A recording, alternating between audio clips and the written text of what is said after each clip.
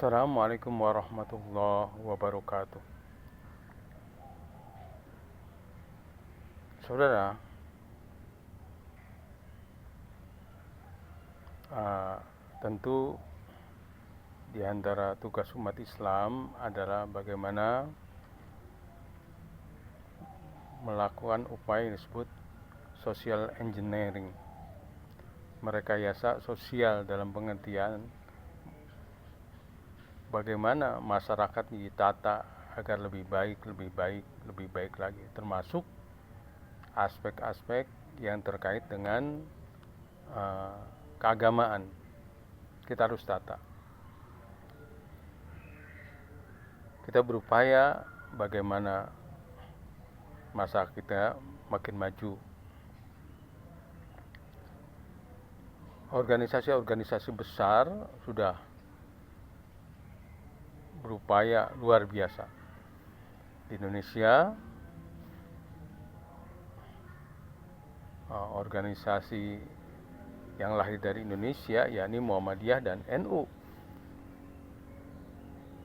Kita terima kasih Muhammadiyah ya, dengan ratusan rumah sakitnya, ratusan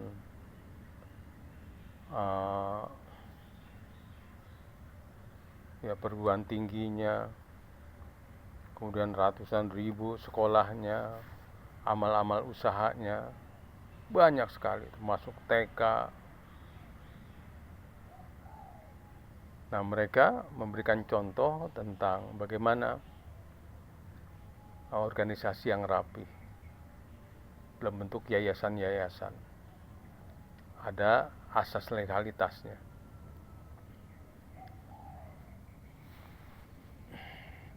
Nah, NU pun telah memberikan jasa yang besar, terutama dalam kaitan kearifan lokal. Aktivitas-aktivitas di masyarakat berupa yasinan, tahlilan, kemudian khataman Quran, haul dan lain sebagainya. Inilah yang alhamdulillah untuk masyarakat di perkampungan. Nah, sehingga alhamdulillah Islam di Indonesia 87%. Jadi dalam jumlah yang tetap cukup banyak. Ini karena jasa dua organisasi besar ini, yakni Muhammadiyah dan NU. Nah, kaitannya di masjid-masjid, kita mengharapkan juga bagaimana ke depannya masjid-masjid juga menjadi agen perubahan dengan berusaha hal-hal yang masih jadul itu bisa ditinggalkan. Misalnya ya one man show. Ini di masjid-masjid, di musola-musola itu sering terjadi. One man show. Cuma satu orang aja yang tampil, yang ngurusin. Ya, dia sendiri. Idealnya kan yang disebut the dreaming team. Ya, tim yang impian. Ya, ada kepengurusan yang bagus, ada ketuanya, ada sekretarisnya, ada bendaharanya, ada bagian-bagiannya, ada seksi-seksinya. Nah, ini jangan mengelola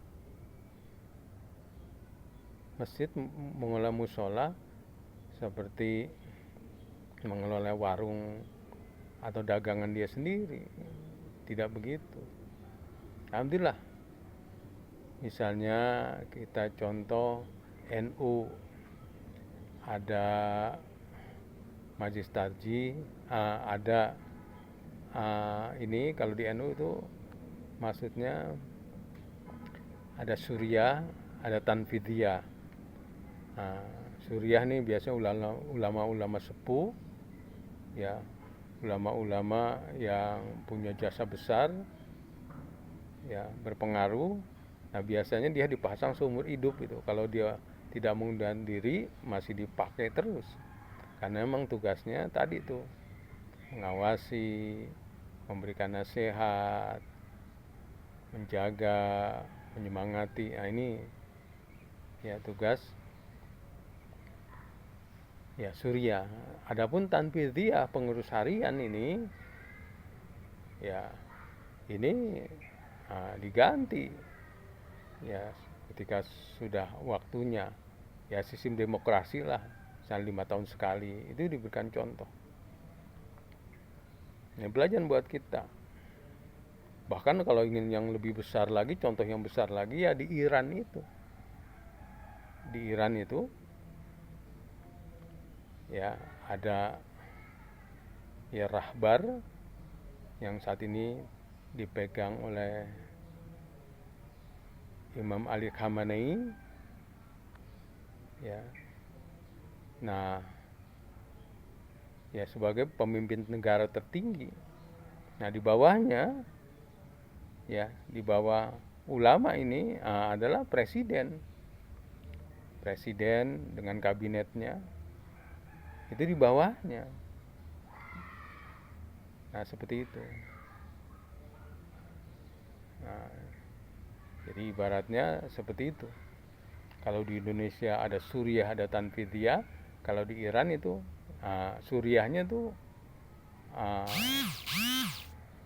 Ali Khamenei itu, dan Tanfidiyahnya tuh ya presiden dan kabinetnya. Ya, seperti itu. Nah, kita juga harapkan di masjid-masjid juga gitu. Jadi misalnya kalau itu wakaf ya ada yang mendirikannya tuh ya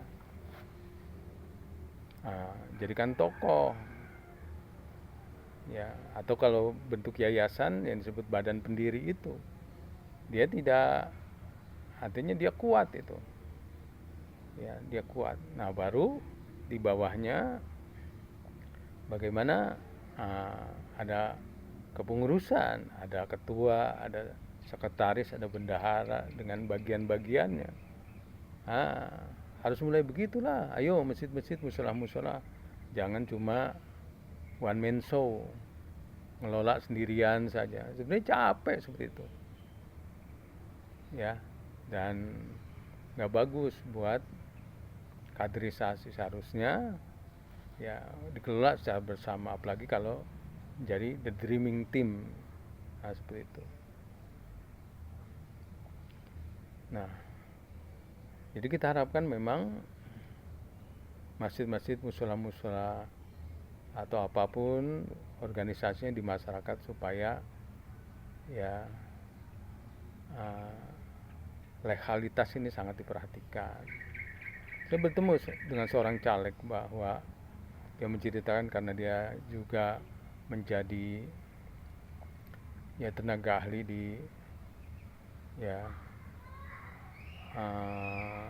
gubernur ya, itu dana di atas itu besar, tapi justru yang menikmati wahabi-wahabi. Dia bikin rumah tahfiz, rumah yatim ya, karena dia punya yayasan dan mereka pakai ya orang-orang bisa IT, karena zaman sekarang tuh tidak kayak dulu. Kalau dulu tuh proposal ya dibikin tebal-tebal, dibawa sana sini. Sekarang enggak, pakai IT, era medsos saat ini. Nah, jadi seperti itu. Nah, sementara di kampung-kampung kadang-kadang IMB-nya tidak ada, tentang bahwa itu tanah wakaf tidak ada, apalagi sudah berbentuk yayasan ya masih sedikit sekali. Jadi hendaklah umat Islam jangan jadul, terus ikuti perkembangan ya, kelola ya sarana-sarana di masyarakat ini dengan baik. Demikian, assalamualaikum warahmatullahi wabarakatuh.